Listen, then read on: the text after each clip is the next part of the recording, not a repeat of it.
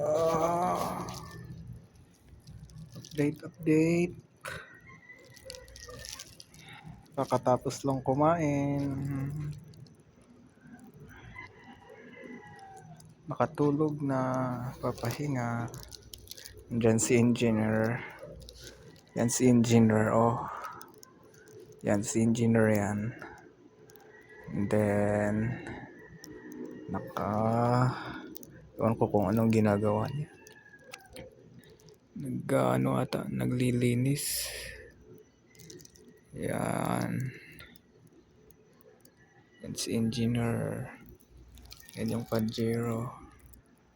Yan yung Pajero niya.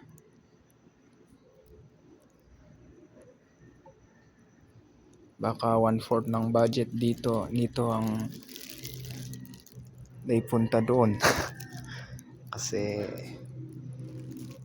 wala mang budget to.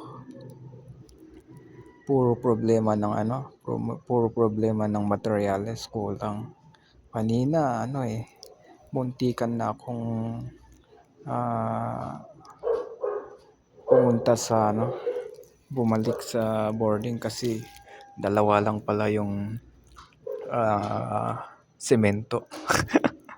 Kaya yung isang skilled nag-aayos na papunta sana sa bahay nila. Pero yun nga, kasi tinatawagan namin si engineer, si architect, tinatawagan namin sila, yung financer, tinatawagan namin sila kanina. Tas sabi nila mamayang hapon daw may deliver yung steel bar saka semento. Ayun, nag-decide na lang yung isa na mas mauna na umuwi. Pero salamat at dineliver nila ng maaga. Si engineer, kararating lang yan si engineer. Ano ko ba? Kasi nung last week ata or nung November second week or third week ata ng November ako nakipagtrabaho dito for 1 week only. 1 week lang ako nakipagtrabaho dito last month.